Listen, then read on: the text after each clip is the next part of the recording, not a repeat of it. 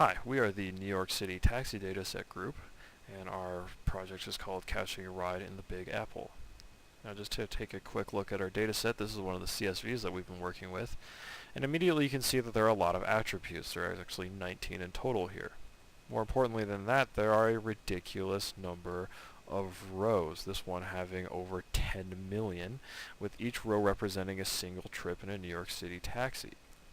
So immediately we had a lot of pre-processing to do, and so quickly we determined that our relevant attributes were trip distance, pickup longitude and latitude, drop-off longitude and latitude, the fare amount, number of passengers, and of course pickup and drop-off times. Moving forward to our actual analysis takes me to this graph. So this graph plots the trip distance versus fare amount for the months of February and June. Now our initial hypothesis was that actually the weather conditions would have a significant impact on the fare amounts, with the justification being that more extreme weather conditions would mean a longer trip time and of course a more expensive fare. Now February being the month with the highest average snowfall in New York, and June the month with the highest average temperature, we plotted these against each other, and we see, unfortunately, no statistically significant difference between the two graphs.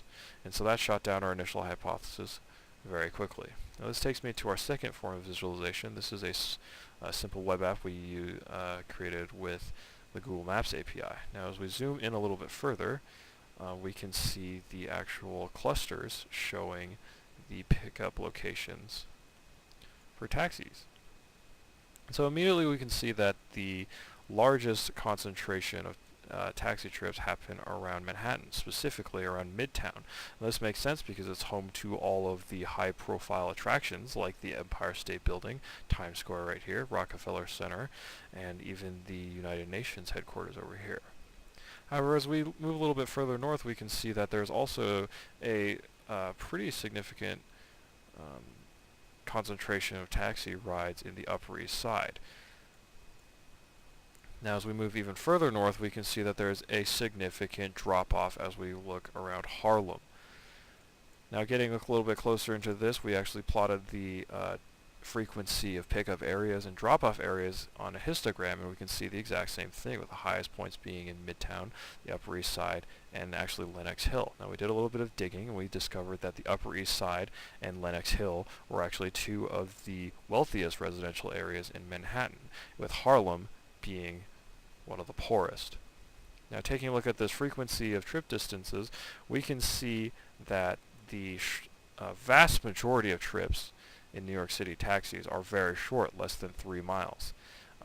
Analyzing the data further, we discovered that the average fare for these trips was actually around $13. Now $13 for 3 miles is ridiculously expensive.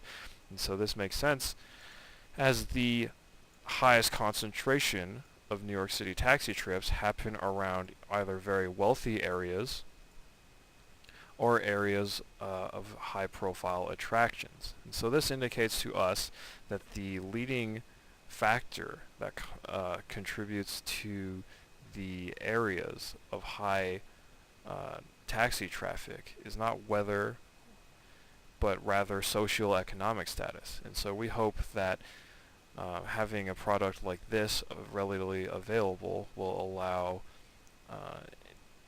tourists or regular citizens around New York to plan their trips accordingly, and determine that based on what neighborhood they're in, whether it's viable to hail a taxi or pursue alternate means of transportation.